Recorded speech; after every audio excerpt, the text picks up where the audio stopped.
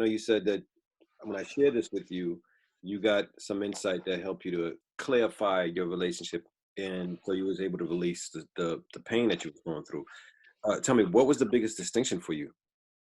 The biggest distinction for me that caused the breakthrough was the fact that I had certain expectations Okay. from the people that I believe were closest to me. I had Okay. certain expectations, and when you have expectations, it opens the door for suffering, right? Yes. Um, so although I was appreciating my relationships, but you still have expectations.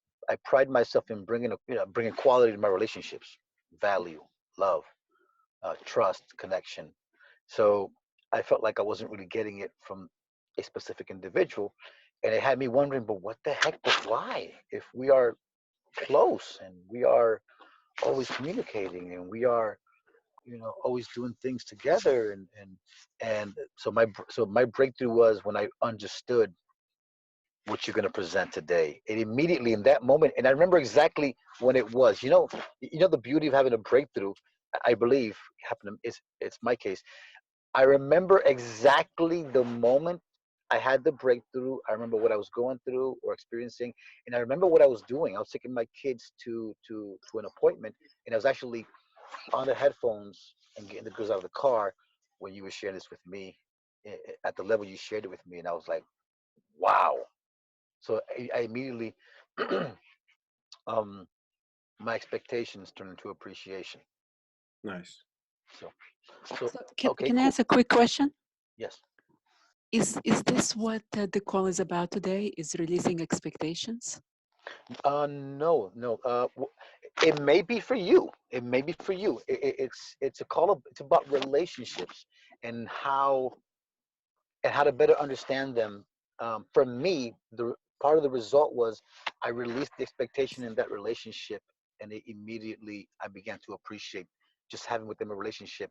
And the truth is, I began to recategorize people appropriately for Mm, myself, and it mm, was powerful. I mean, I don't want to steal George's thunder. You're gonna get so much information, and thanks for asking the question. Let me thank you. Let me introduce George. We're all here now. Awesome. We got 14 people. Outstanding. We got quite a few people here.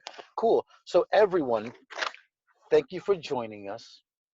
This morning's call really opened the door to quite a few breakthroughs, and it allowed me to actually appreciate even more the people that I have relationships with. A long time ago, I asked myself, in towards the beginning of my personal development journey, I asked myself, what area can I really just go hard on, or really focus my energy, my attention, and my intention on? What area of my life that would give me more bang for my buck, if you will, like would impact all the other areas simultaneously? And I understood that that area was relationships. We literally experience life through our relationships. We know that. So I want to present to you something, actually, an outstanding gentleman who I am privileged and grateful to call a friend. And I value so much what he shares and what he brings, and his experiences and his insight. And so I'm happy to have him here. Thank you, George. Thank you. Thank you for having me. All right, everyone. I know Josh has shared with you guys what his experience was, and I know some of you guys just jumped in. So I just want to give you guys, when I learned this information that I'm going to share with you, it made a big difference for me, because growing up as a kid, everyone was just my friend. This is my friend, this is my friend. And my mother was like, you don't want to hang with that kid. But I'm like, my friend. And I didn't have a way to categorize it. And when things went on the downside with friends, I didn't understand what was going on. And I didn't understand why someone would do something, and I consider you a friend. And then, but once I learned this, I learned that I can apply it not only in my personal life, but my intimate life, and that's also in my, most importantly, for me at the time when I learned this, my professional life. So with that said, I'm just gonna go ahead and share the screen, and I'm gonna share a few slides with you guys and share a couple of stories with you. Okay. All right, so it's called the whore of relationship, and usually we say that just to get people's attention. When we say the word whore, it's a trigger for some people, and that's why we use it, but it actually stands for hierarchy of relationships. And imagine if you had 4 categories. You create this circle, which you're seeing now. And you start off, whenever we meet people, the first thing we do is we meet people and they're strangers. We don't know them. And as long as a stranger is anyone that has a heartbeat. And then after knowing that person for a while or seeing them for a little while, they become an acquaintance. And then that's someone that they know a little bit about you. They don't know much about you, but they know about you. For example, living in New York, I mean, I'm always seeing people on the train. So eventually you start having little conversations, good morning, and so on, and they're becoming acquaintances. Now, the thing is with this, what I want you guys to pay attention to, and actually, if you're taking notes to write this stuff down, is that how can you take someone from being a stranger all the way down to your inner circle? And what I mean by that is, imagine if you can use this in your personal life or your professional life. If in the professional life, you get into an organization, whether it's a business or a company, and you get in, and then before you know, within a short amount of time, you're able to be part of the inner circle in that organization. That's how powerful this is. So the next level is a friend. And this is where I used to be. And it's like, oh, this is my friend, that's my friend. Everyone was categorized as a friend. What you want to understand is that this is a way to categorize your relationships. It's the most important thing that you can do, because if you categorize your relationships, then you understand the relationship, you understand where you are with the relationship, and then it avoids the challenges that you could face when you're in a relationship. And then there's your peers. Your peers is basically, if your professional life, it could be, for me, I'm an actor, so the actors that I have around me, the ones that I respect as my peers, we share information with each other. When I'm on stage and I get off stage and the person's looking at me, they're like, okay, they will give me the honest feedback. So your peer is the one that's going to tell you what you may not want to hear, but what you need to hear. And then you have your cabinet. And your cabinet, what they do is they would do anything for you. Like, for example, for me, I have several people in my cabinet. Like Josh is in my cabinet. My daughter's in my cabinet, but I'm not in her cabinet. For me, I say she's in my cabinet. And what I mean by that is that you will do anything for this person. They just ask you and you just go ahead and do it. If, for example, my brother's in my cabinet, where he'll say, hey, I need some money to do whatever. I just give him the money. Don't even think about it. Don't even worry about when it's going to come back, because it always come back. But I always talk about money with people on this because it makes it easier to understand. So the cabinet is, you come in and you're in my cabinet. You ask me for some money. I need to borrow some money. I just give it to you. I don't even worry about it coming back. Now with your peers, they will say, okay, yeah, I'll let you borrow this money, but we got to sign this contract. It may be 3% or it may be 24%, depending on the level of the relationship that we have. Now, your friends is someone that you would never let borrow money, because of the simple fact that you let them borrow money, there's probably going to be an opportunity for you guys to have a challenge. I've had friends that I've lent money, and then all of a sudden it's like, because I hadn't categorized them, then we had problems because I was expecting the money back. Or, I was in their cabinet. I mean, I was in a peer and they were looking at me as a friend, depending on where, because you got to look at, when I look at this, is how, where am I in your hierarchy? Am I in your cabinet? Am I your friend, acquaintance? We always categorize in that. As we're doing this, what I tell people is like, okay, you want to draw a line right in the middle. And when you draw this line, like it's a target, it's a bullseye, look at it this way. For me, at least, I look at it this way. If I meet someone, my goal is to eventually get them to be part of my cabinet. I'm gonna add massive value to them, and adding the value, eventually, they may move up to the cabinet. They may not. I may not move up to the cabinet. Thing is, how do you qualify that? So you got to look for qualifications for you. You got to start looking at, okay, if someone's in my cabinet, this person has to do it in order to be in my cabinet. So, and then you also have to look at the qualifications for them. What do I have to do for them? When I look at it, I look at, okay, what must they always do in order for them to be in my cabinet? Because my goal is always the cabinet. If this person is in my cabinet, then one of the things is they must never judge me. They must be honest. I love people that tell me the truth, because if you don't tell me the truth, then it doesn't work out for me, because I'm always about growth and I'm always looking to grow. So in order to grow, I have to look at, if you're not telling me the truth, how am I going to grow? So you're hindering me from that. So you can't be in my cabinet. And then the next thing is, what must they never, ever do? If you are to always tell me the truth, then you must never lie to me. Because that's the quickest way to go out of my cabinet. Is the minute you lie to me, then it's like, I can't do it. So you have to start, if you're writing this down, I want you to write down the word rules, because you want to look at what are the rules for you and for them to qualify for any of these. What are the rules for that? How do you know this person is in your cabinet? And you have to take it through all the different levels, from cabinet, peers, friends, and acquaintances, and strangers. I'll share a quick story with you guys. When I was I guess, a freshman in college, I was working at an organization.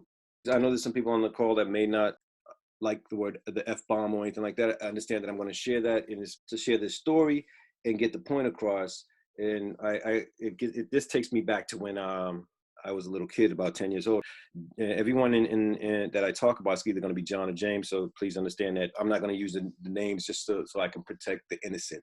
So as a kid, I can remember one time I was on the bus with my mother, and she had picked me up, and I got out of school, and I was telling her, because it was the first time that I heard a kid use the F-bomb in school, and I'm telling my mother the story, and then I use the F-bomb, and all of a sudden she snaps at me. And she goes, "Where did you learn that?" I said, Johnny said it at school, so I was just telling you. And then she's like, "You never, ever say that." And I'm like, okay. I'm at Suffolk University, and I used to leave school at about noon.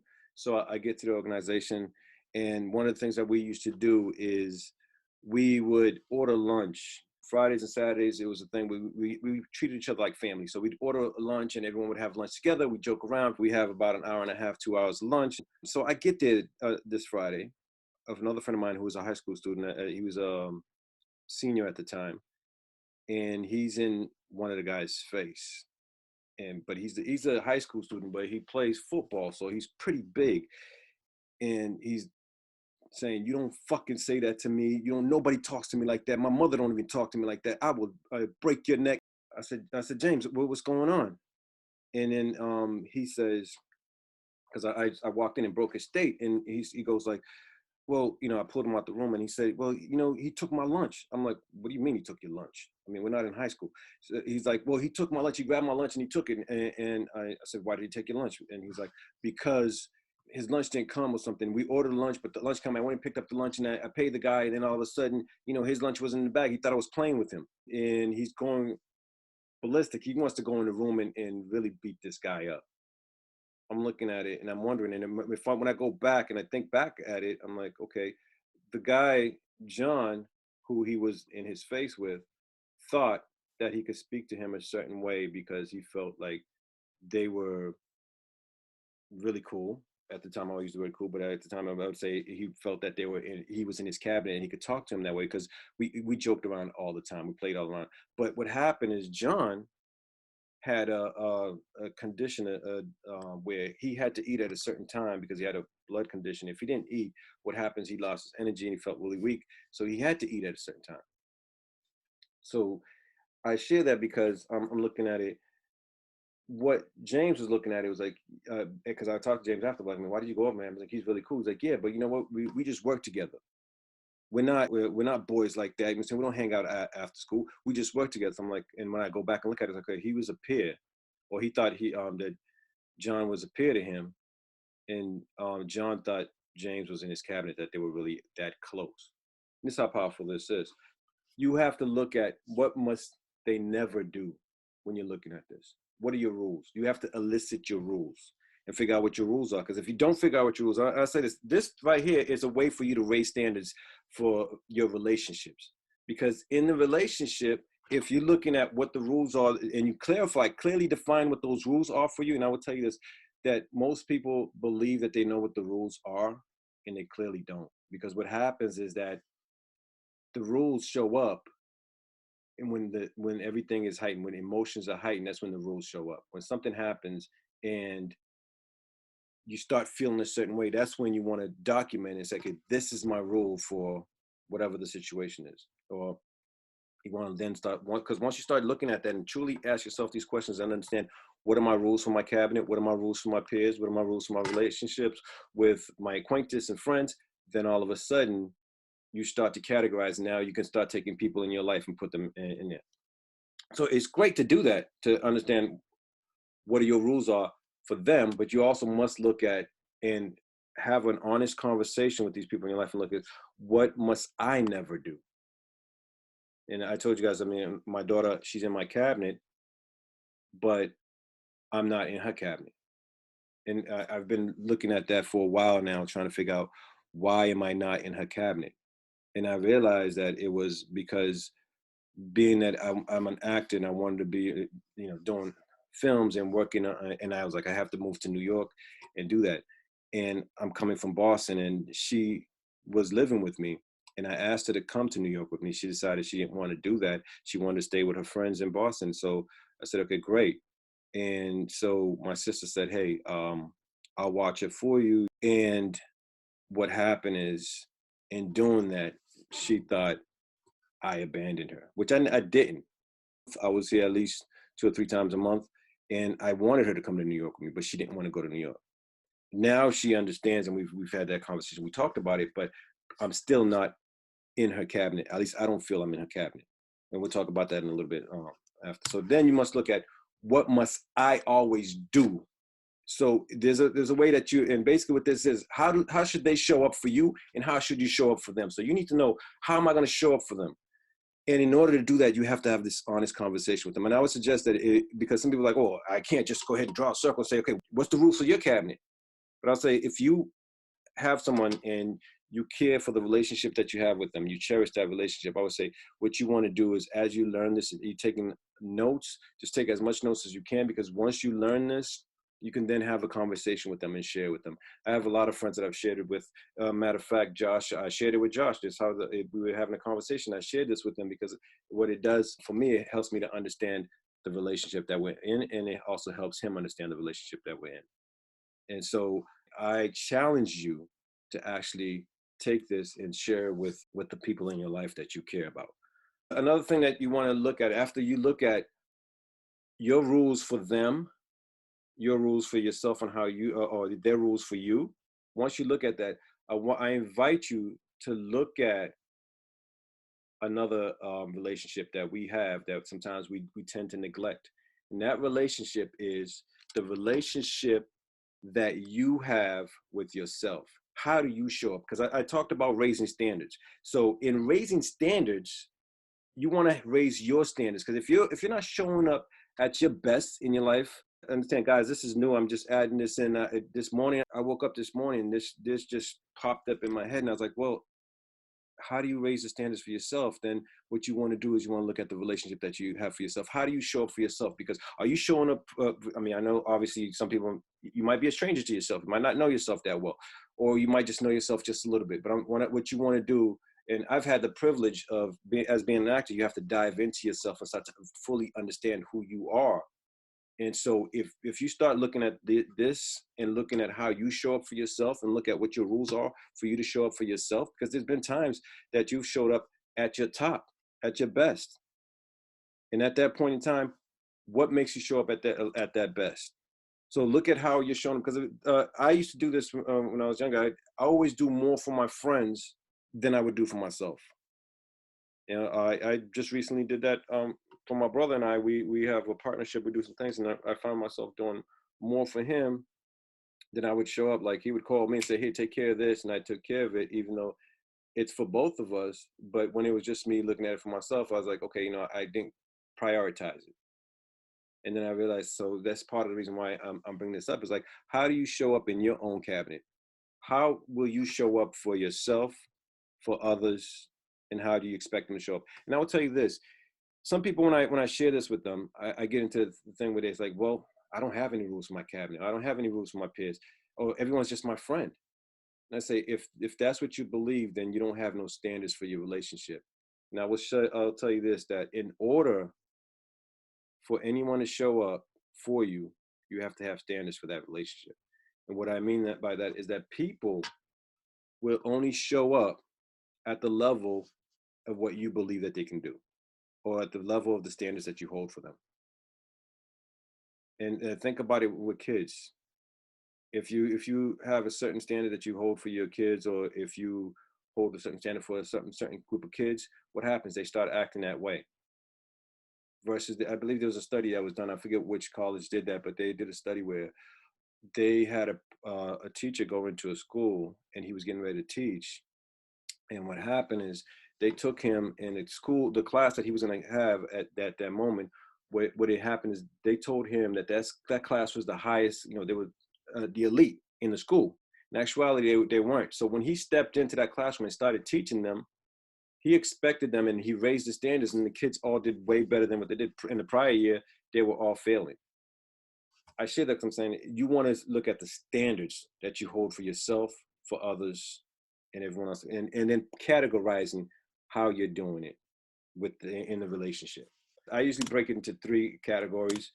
When I talk about the cabinet, they tell you what you need to hear, even if you don't want to hear it, and they're the closest to you. Your peers hold you to a higher standard, and what I mean by that is, like, I love being with people who are in the same level as me, or usually I always try to look for people that's on a higher level than me and have them as a peer, because I know that they're gonna hold me to high standards. My friends are just gonna tell me what they expect, what they think they want me, that I want them to tell me, and what they think that I want to hear. So these people, your peers, they will challenge you. Friends, you'll hang out with them, but really, you may want to hang out with them on occasions, but you're not hanging out with them. At least for me, I only hang with peers. I don't hang out with friends, because I have a lot of friends, and I know that they're just going to tell me what I want to hear. So if I want to do that on occasion, I may do that on a holiday or something. The acquaintance, they know you, you know them, they know a few things about you.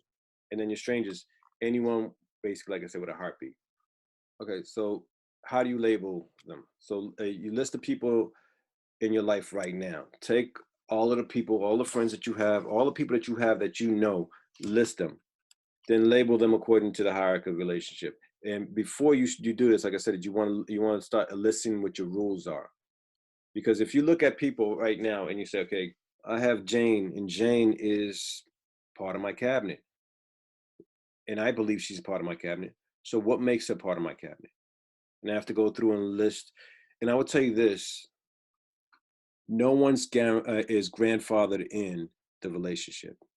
And what I mean by that is, like I said, my daughter's is in my cabinet. At one point, I was in her cabinet, but there are things that's going to happen that the rules get broken, and what happens is you then may go out of the cabinet. Or what can also happen is, if you guys understand that, then you can have a stronger relationship, where through adversities, through challenges, the relationship becomes stronger. So if someone's a peer and I have that challenge with them, what happens is we might end up becoming in each other's cabinet, and we move forward. Again, what must they never do? What must they always do? Those are the 4 questions that you have to ask. What must I never do? What must I always do? So what I look at it, I label them in, like I said, 3 categories: the ideal team, dream team, and Raven fans. And I do that because of I have a structured mind, where I always think business. I always think and put compartmentalizing things. And so I do this. What's your ideal team? Is people you want to connect with. And I always look at, and I'm using this for, whether right now I'm using it for professional, but you can also look at it in personal life, because there are people that you want to connect with, and you want to have as your in your circle. And the dream team is basically people that you already have, and that a lot about them. You know that what you can do with them, what you can create with them. Like right now, I have a company, Lopes Brothers, and we're actually getting ready to film a movie called The Race, which won several awards, and so on. And I have a team that's a dream team right now. It's a team that I never thought I would have, but I have a group of people that we're able, in 1 month, we were able to create more than we've been able to create, that myself and my brother's been able to create by ourselves for a few years now. And it's because we have the dream team, and we understand this hierarchy of relationship. We have the relationship. Yesterday I was on the phone with my brother for about 3 hours, and we were looking at the different people in our team and where they fall in the hierarchy of relationships.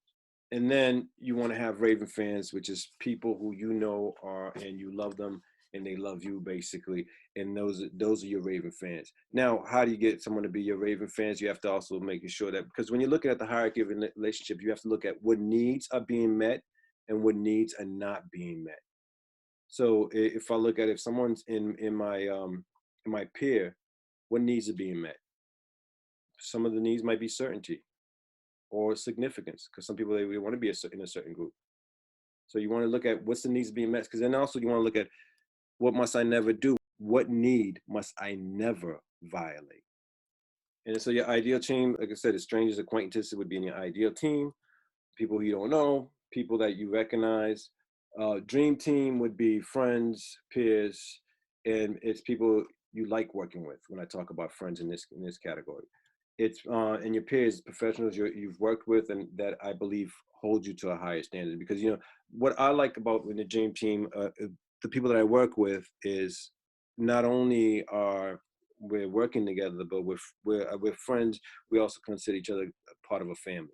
Everyone wants to work in an environment where they feel that they can have a beautiful relationship, playful relationship, and able to have fun while you're creating. And then raving fans is basically your cabinet, and it's the people that call, they can call you first or you can call them, but they're always looking out for you. Like in this time, think about it right now, in this crisis that we've been in this crisis for a couple of, I think about 2 months now. And who have you reached out to? Who are the people that, you always check in with to make sure that they're doing okay?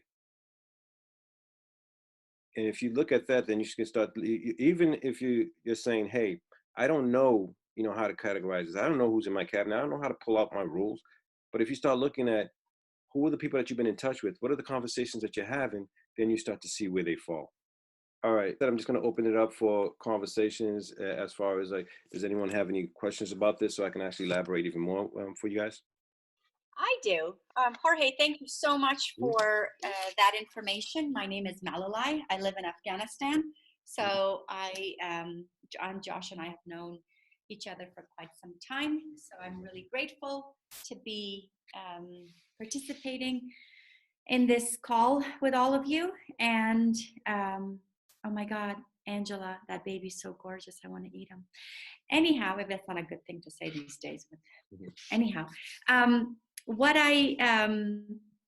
so you said first of all, thank you for categorizing and allowing us to ask ourselves, where are the boundaries in our relationships? And that was you sort of go in and you say, who's in your cabinet? I'm very grateful for that. What I wanted to just comment on were two things. One, you said if you have no rules for your relationships, you have no standards. And that kind of jolted me because for two reasons. One, there might have been a time in my past when I didn't have those rules for relationships, and that's probably why I found myself getting hurt. And now that there's no rules, but now I have changed. And what has happened is, instead of having rules for it, I had to go inward. And in this inward process, I ended up seeing myself I ended up seeing parts of me in other people. And I don't know if you're familiar with the Ascean mirrors, but the Ascean mirrors talk about the different kind of mirroring that happens in life when it comes to your relationships. And so for me, when I start to compartmentalize about what they should do and what I should do and what they should not do and what I should not do, that whole should have reminds me of when Tony Robbins talks about that word should. And I wonder, and I kind of wanted to put it out there, that All over yourself. do we really have control over what other people, what they're going to do and what they're not going to do? And at the end of the day, is it not entirely about us? And in any given moment, however another person shows up is actually something that's going on within us. Mm-hmm. Whether it's the moment, whether it's something we like or not like about ourselves, or whether it's just purely something that we have lost, and we want, and we seek to have it regained in that person and how they're showing up. So I just kind of, the whole concept of rules, having had so many rules, and then coming into marriage with all these rules about this and rules about this and rules about people and rules about, and then when the day that I just literally said, I'm going to throw the rules away and I'm just going to be, things started to shift for me. So I kind of wanted to throw a different angle there. Thank you for allowing me to speak. Thank you for that. You said a couple of things that I'm like, yes, definitely. What we want to look at is we definitely, like you said, you don't have rules. And I would challenge you to look at if you've ever had a challenge with someone, and there's let's say a confrontation, an argument. Look at that and say what rules are being violated here, because most of the times, and you said you've been part of Tony Robbins, and so you understand that when Tony talks about it, it's like whenever your rules are violated, that's when things show up and that's when things get awry. So, and we never know. I mean, I don't know if you've been to Date with Destiny or anything, but the thing is that we look at what rules do we have, and as you're looking for those rules, you elicit those rules for yourself, and you look at if these rules are violated, then what happens? You have a challenge. And I keep saying challenge instead of a problem. But with that said, it's the same thing with any relationship.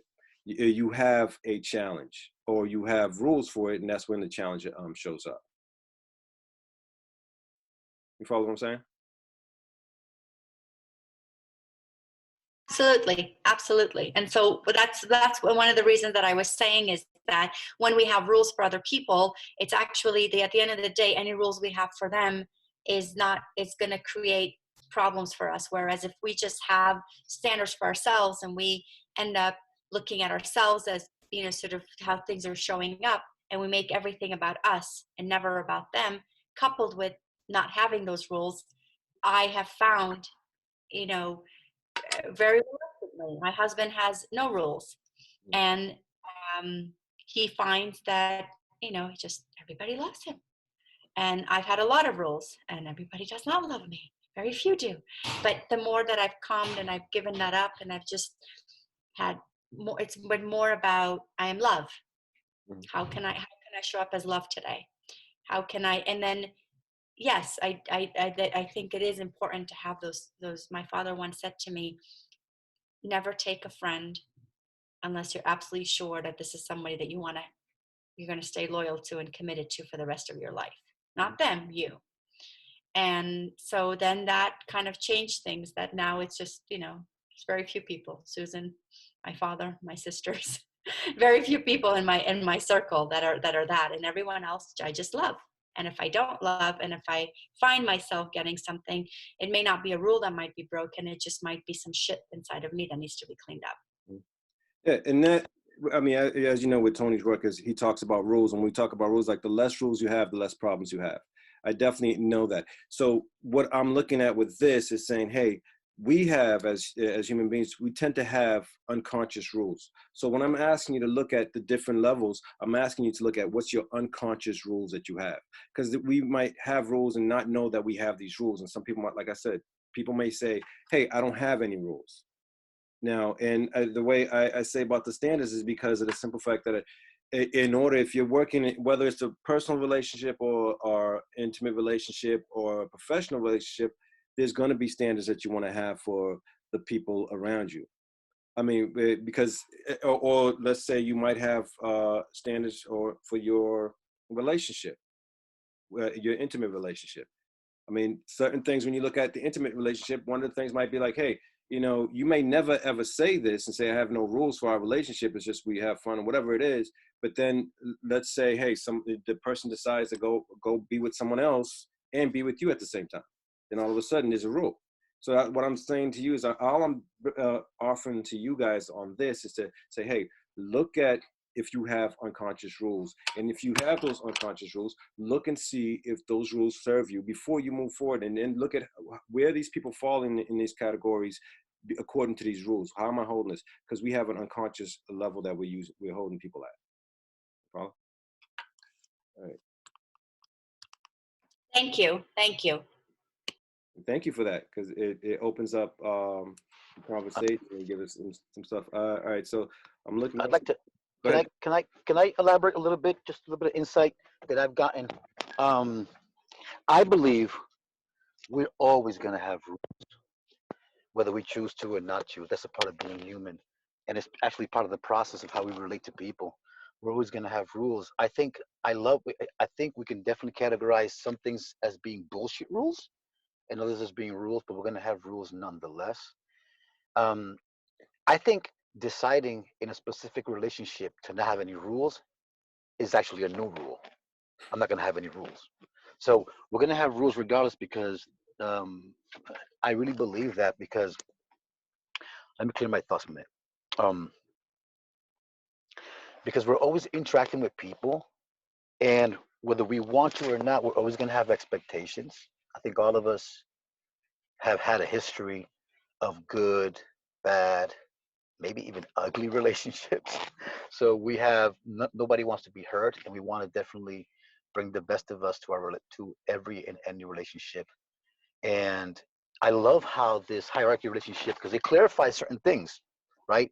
It clarifies that somebody could be in your cabinet, or you can feel that they are in your cabinet because they met certain rules, right? That loyalty, honesty, there for you whenever you need them, constant communication. These are all rules. Make no mistake.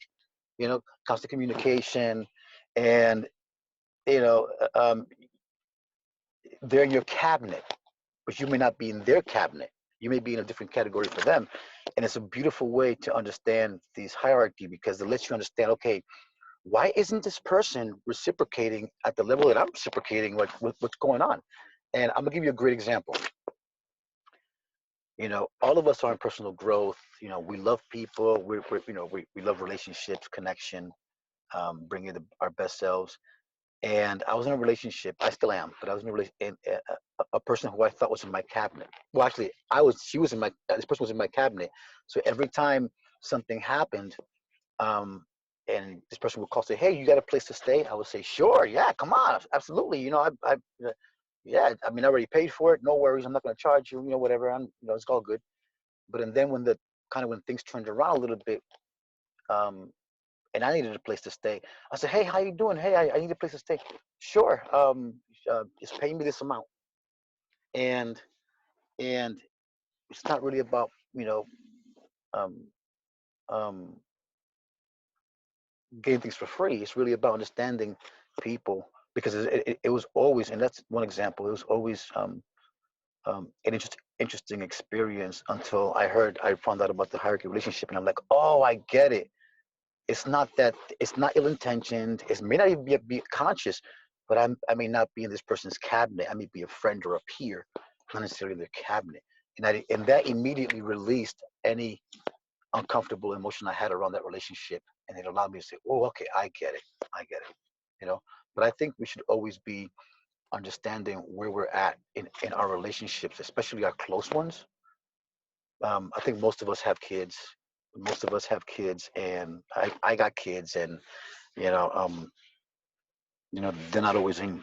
We're not always in their cabinet. Their friends are, but we're not always in their cabinet, even though they'll always be in our cabinet. You get what I'm saying? So I just wanted to share that we always have rules. I really believe that, but the rules don't have to be like a negative thing, right? Rules could be a way to hold a standard for everybody, and rules could be just for us, not for them, but just for us in that relationship. All right. Jody, I think, yeah, Jody said, I don't see the difference between a cabinet and a peer. The difference between cabinet and peer is that a cabinet, you're going to do anything for them without ever, ever asking for anything in return. It's just like, you want it, here, I just give it to you. Or whatever it is you will do for them. You'll try to make sure that you meet whatever they need that they need at that point in time without having any expectation, without saying, hey, I'm gonna give you this and then you're gonna have to give me something else back. Your peer is always gonna say, hey, for example, this what Josh just shared, for him, and it had happened for him, and he had the person stay with him and he didn't charge him anything. He already had paid for the room or whatever. And he's like, I didn't charge him anything. But then when it came back around and another time when it was the person that had the room, the person said, well, oh, you got to pay me a little bit of this and that. And he didn't understand. He's like, well, I wouldn't do that to you. And as I shared this information with him, and then he realized that, well, when I see this person in my cabinet, and they don't see me in their cabinet. They see me as a peer. So that's why they're going to charge me to come in there. And for them, it's more like business instead of, for me, it's family or, a cabinet. And that's the distinction. And you want to look at that because then he has to look at, well, what's my rules for my cabinet? and how was I looking at it, and then what I invite you to look at, Josh, is the fact that you might say, hey, how did I show up for this person to make sure that they were in my cabinet? Yes, I know you gave them the room and everything like that, but how was I showing up throughout the whole time to let them know? The question would be, did they know that they were in your cabinet? And having that conversation with them. And then if you have that conversation with them and you can explore that and then clear it up, then you may be in the cabinet and you may not be in the cabinet, and just be okay with that. Okay.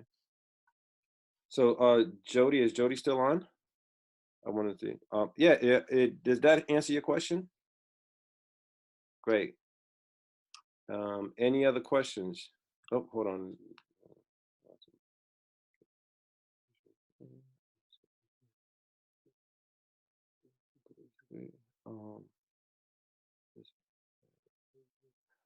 Um, um, I don't want to butcher the name. Mal, I think it is. Mal, can you tell me what you believe? Because I just saw. Well, you told me some of the stuff, but because I just saw you said that you disagree and you believe it's just my view on this. I believe disagree with this because that is George's view and outlook on relationship. Yeah, you're saying it's my view and look out in relationship. It's a view that I have adopted, and it served me as far as going through this, understanding, because once I categorized, like I said, when I first started this, I said, hey, everyone was just my friend. And I was having challenges that I didn't understand why these challenges were showing up. Because for me, if you're a friend, like one of the rules that I have is if I know you and we've been friends, and if I don't see you for 10 years, when I see you, it's still love. And what that means is that I'm going to give you the same amount of love when I see you that I did 10 years ago without having seen you in 10 years. But I quickly found that out not too long ago. I had a couple of friends that I hadn't seen in about 10 years. And when I saw them, they had this thing where it's like, you got to stay away from me, not stay away from me, but it's like they had a barrier between us. And I'm like, being that we were friends before and we were always together, then all of a sudden we haven't been together for 10 years because, I've moved and they're in different locations with different spaces in our life. We show up. My rule is that, hey, you know what? You've always been a friend. I'm always going to keep you as a friend. And I'm going to show you the same amount of love. And for them, it was like trying to rebuild a relationship and getting to know each other. So knowing that and understanding that, then I know how, hey, I'm showing up this way because that's my rule, is like, if I know you, and that's it. And I got love for you, I got love for you. So does this help, is a question for you guys. I just wanted to, when I wrote that, I meant about that particular statement. If you have no rules for your relationships, Oh, you have okay. no standard. It was not for your talk. No, I really Okay. appreciated your. Thank you. Gosh, no. It was just that quote. That quote did this to me. I was literally at the stove cooking. It's Ramadan, so at 6:40, they're going to say the call for prayer to go for everybody eating. So I'm making stuff. And all of a sudden I went like this, being like, no, that's not true. I have standards. But jokes aside, it was just one of those things where I've had rules in so for me, you said something so important. You said, go back into it and ask yourself where you've had problems, where the rules have been. And so in my relationships with Afghans, because of the way that I grew up, I've had rules and I've had conflicts in my relationship with Afghans. Then I look back into my relationships with my, friends from college. And right now, I mean, I haven't seen some of them in 15, 20 years, and we're connecting as if nothing has changed. And so, and I go back into sort of what were the stories that I had created at a young age? What were the meanings that I had given to incidents at a young age, from which certain rules or certain judgments came about? And those judgments are the ones that are now either allowing for these incredible people to come back into my life, or for, even if they're not back into my life, even if we just connect once a year, that the connection is so beautiful and so awesome. I mean, right now, Andrea just sent me a message about how good it was to sort of for us, and Andrea and I have not had a chance to, sort of be connected for, I would say, over a year, if I'm not mistaken, maybe two, because about a year and a half, maybe two. And yet I'm like, I'm so excited. I'm so excited just to get that message from Andrea, and I get to connect with her, and there will be no barriers. I'll just share everything and she'll share everything, because my rule has been that people who are non-Afghans, you can trust them. But my rule has been, if they're Afghans, then you cannot trust them. And it was your talk that has, just in the last few minutes of hour, has helped me see, oh wow, my relationships have been a direct result of those rules. But then in general, when I did get rid of so many rules and so much stuff, so much peace and love has come into my life as well. So yeah, I just wanted to just share that. Definitely. And I invite you guys, every one of you that's on here, that once you look at this and look at the different rules that you have for each one of these categories, look and see if that rule is serving you or not serving you. Because it could be a rule that may not serve having that, because you have that rule, you might not look at it this way. If you don't have people in your cabinet, some people don't. Some people, I was talking to someone the other day and she was telling me how she feels so lonely. And she feels like, I'm like, well, you got 3 kids. And she's like, well, yeah, I got 3 kids, but I don't have an intimate relationship. And she said, anytime I meet someone, I can't let them get close. So then it's like, I'm like, you got to look at what are the rules that you have for intimate relationship, what you're calling an intimate relationship. Because if someone's if you're in an intimate relationship, my hallucination is that that person is in your cabinet, but they may not be in your cabinet. Like I said, my daughter, she's in my cabinet, and she's definitely, when I talk about intimate, we're really close. She says a lot of stuff to me where sometimes I'm like, TMI, but I know and I feel that I'm not in her cabinet. And it was that rule that I broke for her, which was daddy's supposed to always be here for me. And my thing was like, definitely I want to be there for you, but I also want to show you that you can go out and create your dreams and make your dreams happen. So I don't want to be somewhere and be with you. I asked her to come with me, but I wasn't going to force her to come with me. But I also want to be able to show you that you can create and do whatever you want in your life. And in order for me to do that, I have to show you I have to make the hard choices. So that way you can make the hard choices in your life. I want to lead by example when I'm leading my child or anyone, period. So and that's why I know I'm not in her cabinet, even though, I'm still trying to get in there, and I'm doing everything I believe I can to get into her cabinet. And one of the things that I haven't had, which is now during the quarantine, I'm looking at trying to have those conversations with her, which is like, can we have this conversation where I can figure out what's going on and how we can repair this and actually get into a deeper level, So I invite you to do that. Look at those relationships and really look if they're serving you. I see we got 5 questions for that. Anyone else want have a question? You got us some love, guys. Oh. Good morning, everybody.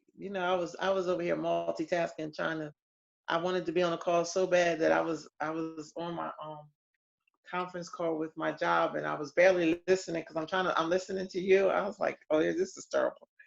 But but I love this topic on relationships, because I was just having a conversation about this and what I love, the wording, like the shifts, because sometimes rules sound so rigid that it's permanent.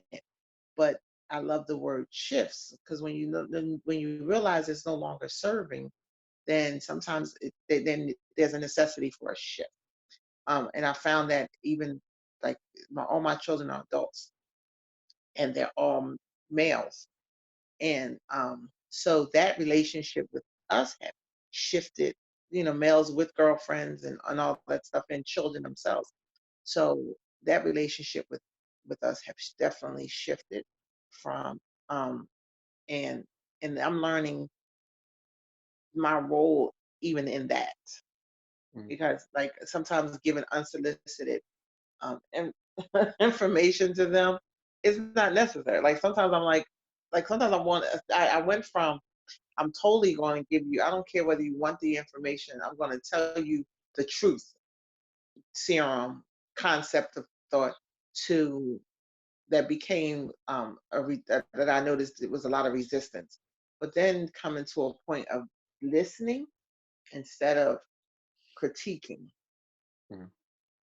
Nice. You know, listening more with an open heart because the realization I heard something the other day that really stuck with me. And it said that, and it was that you're going to hurt people and people are going to hurt you. And I was like, wow, like, because no matter what my intentions may be, somebody may say, I remember like the simplest thing is somebody saying feedback. The concept of feedback was foreign to me when someone voiced their opinion about something I might have believed. And they said they had a perception, or, you know, I used to think it was judgment. Like, oh, so you're judging me for what I believed. So Mm. it was just those little shifts that happened that changed my perspective about so many things. Like even my relationship with my sons, or anybody. Like sometimes it's a shift that happens within the relationship that can make it even that's going to help it to evolve. And something as simple as listening Mm. has helped change the relationship. Not me always thinking I have the answer, but understanding that there's a there's a path that they have to grow on to get it for themselves. Nice. Thank you for this conversation. Thank you. Thank you. Powerful. Okay. Great, Susan. Susan just put a something in the chat room. So, any other questions? Any other distinctions that you guys might have? Well, I would ask anyone in here that's on the call, just share with me. And I know Susan just shared a distinction that she just had. And is Susan on? I don't see her. Oh, I see you. Okay, cool. You want to share it with the group? Sure. I feel that I love everyone, but I don't trust everyone. So, you know, I love people. I'm very outgoing, but I also love my privacy, and I don't tell everyone what's in my heart. I'll tell people I love them, but not always am I trusting.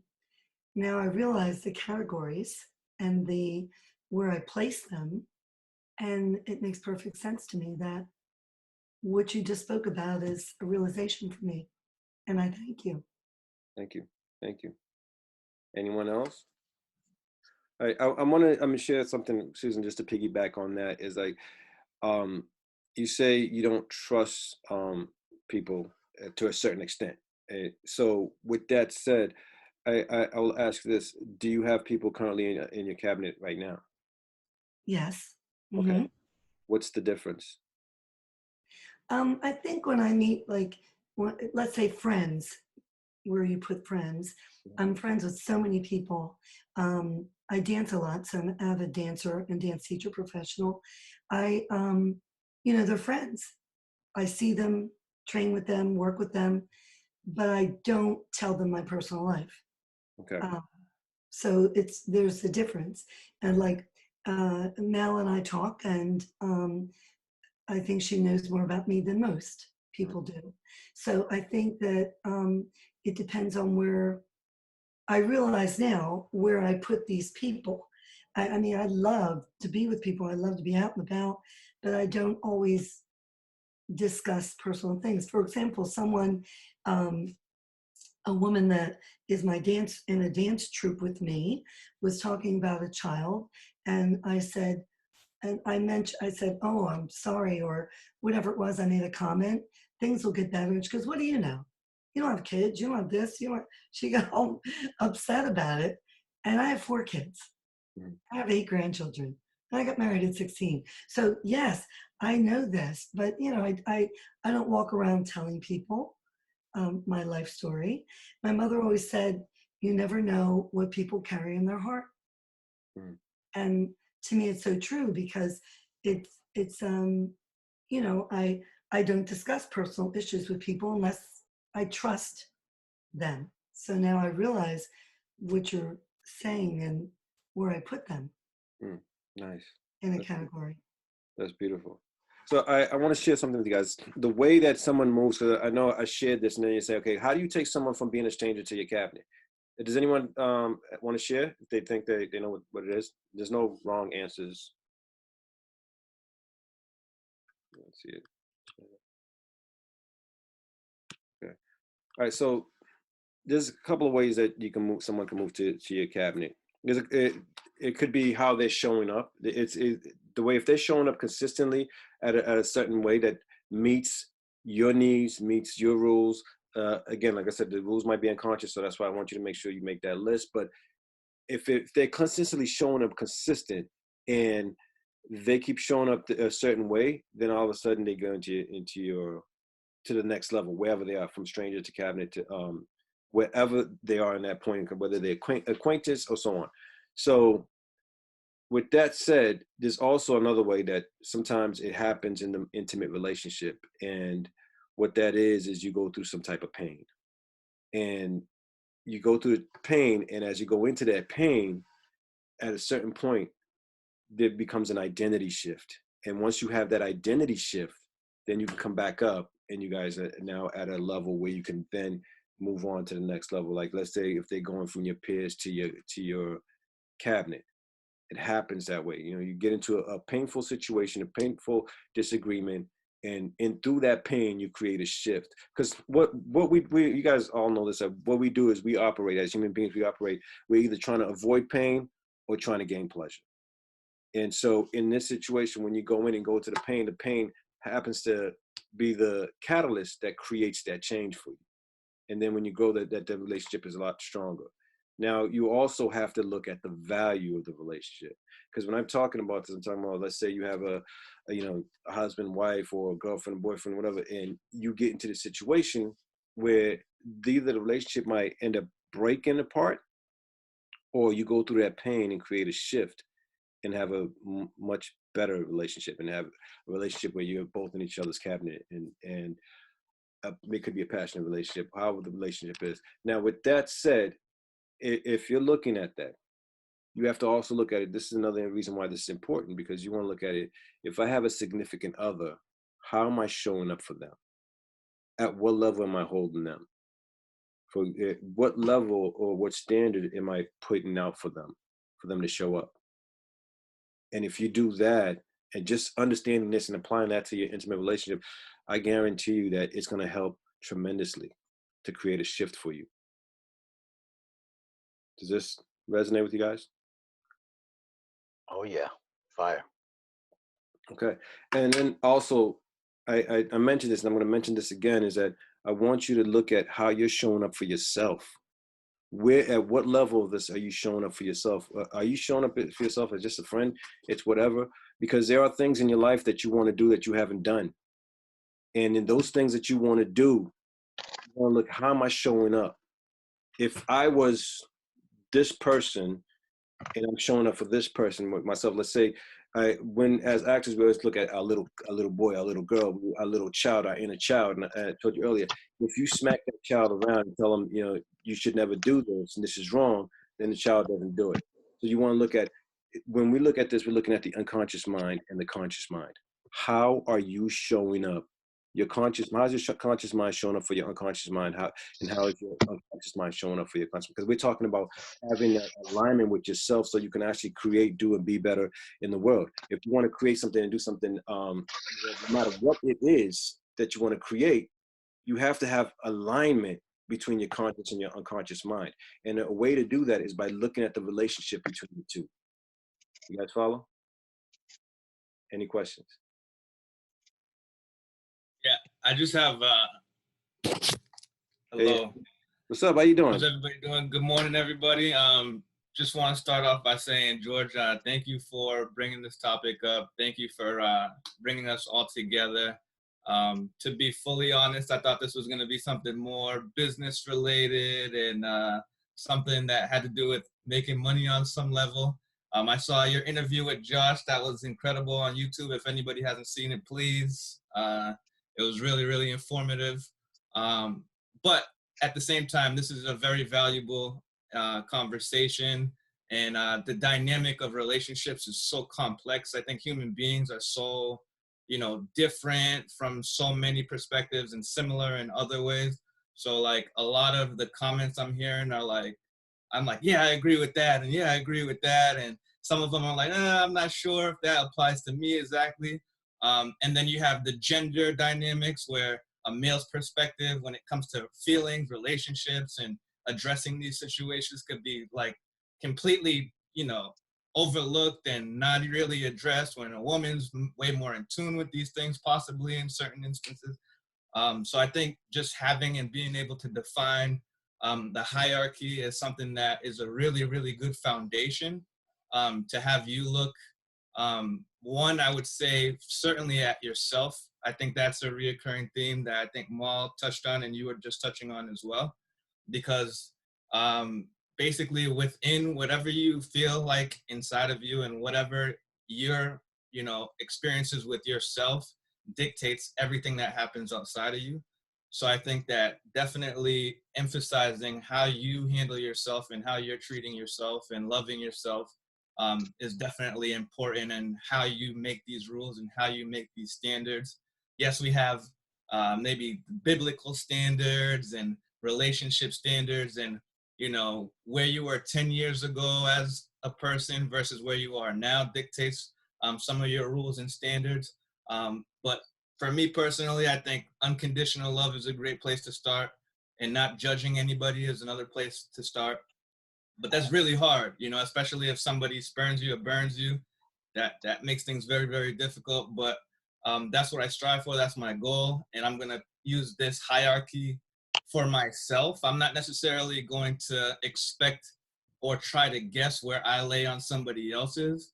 But if I have a good idea of what it means to be in the cabinet to me, I could kind of apply that to everybody else. And as far as a stranger working their way into cabinet, I think it has to do with like commonalities and vibrating on certain similar energy levels, and uh, connecting and consistently coming through and adding value.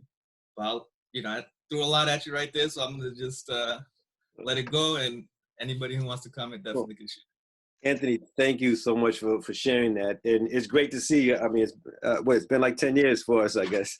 But I And know it's all love, and it's all love after 10 it's years. all love. It's all love. So I haven't seen Anthony in a long time, and I've invited him to a couple of things. And again, it's still all love with me and him. Now, with that said, Anthony, you said you gave us your rules, basically, unconditional love, and one of the other rules is no judgment. What I would say is, like I said, is share this information with the people in your life. And if you share with them, then you can help them elicit their rules, and then you can elicit your own rules. But at first, you want to do it yourself, elicit your rules, and then go in and talk to them, and then you elicit that. So to answer your question that you had, which is like you said, you thought it was business like, it is business like. Because what is business? Business, in any business, you have to have a relationship. I just had a interview, well, I'll call it an interview, but I just had a meeting yesterday with a producer that's looking at producing the film that I'm doing. And one of the things, I've been in the film industry for a while, now I'm looking at it, how can I do it in, you know, in the network, studio network level? And that was the question that we started when we started the whole thing that we've been doing. And this guy, I had an interview with him, and I told him, because I'm looking at it, the minimum for this film that we're going to do is $1 million. And I said, okay, you know what? He asked me what I want. I said, well, you know, I think $1 million should be able to do this. And then he's like, oh no, that's too short. We should go for more. And he's a money guy. So I was like, okay, we're going to have another meeting. But in the meeting that I had with him, it was more about, because I just met him and he's a stranger. But then I will tell you, there are things that we use, and I don't want to call them tricks, but there's tools that we use that we can use for taking someone from going from being a stranger to being part of your cabinet. And one of them, for those of you guys that are in here that know NLP, it's like matching and marrying. You know, in talking to this guy, I just matched and married with him. And it also came into this conversation with him that I had was more about how can I add value to you? How can I serve you? It was never about me. Whenever it's about you, forget about it. The relationship's not going to work. It's always got to be about, you know, who you are, you know what your standards are, you know what your rules are. Then make it about this person, about how you want to show up for them. So that way, you know how to show up for them, and then you move quicker. So we started as strangers in that conversation, but by the time the conversation was over, we were in a peer situation, you know. And so I share that because I'm saying you can do it in a business relationship, you could do it in an intimate relationship, you can do it in your personal relationship. And you just have to look at having these conversations with people and knowing what it is that you want. Because if you know that, then for me coming in, I'm always looking at, well, I don't say what are your rules, but I might say what do you want, what do you expect, and go in there and you look at it. I've been in several organizations. I've gotten into the organization. I come in as a stranger. I add massive value, and then once I've added the value, I then after I've added the value, I then keep adding more value, and in doing that, looking at what they need, what do they want, what are their rules, and as I'm doing that, then what happens is I start moving down the levels, and they start moving down the level for me, because then we start to get to know each other. We not only are we talking about the business, but then we're talking about other things, personal things, intimate things that gets us even closer. Okay. Like I said, Josh, I wanted to be respectful of the time. I think we've gone over by a couple of minutes.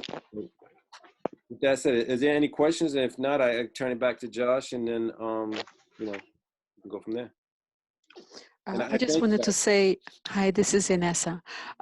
It was quite informative. It was amazing to hear you put things in perspective so much, because for me, I'm like Susan. Everyone is my friend. I also dance, so I just love everyone, just like Mal was saying. But what it did for me is put things in perspective for the inner circle, and made me think, what are my qualifications for the inner circle? So definitely it's a food for thought, and I really appreciate that. Thank you. Thank you. Okay, Josh, you want to take it away? Yes. Wow. This was informative, and I'm sure everyone got some kind of value, massive value actually, like I have. Thank you everyone for participating, for joining us. I knew this was going to be impactful, the same way it impacted me when I first understood it and became aware of it. And you know, there's two things, and I know it's almost cliche, right? But there's two things that I've throughout the years I've adopted for me, call them rules, qualifications.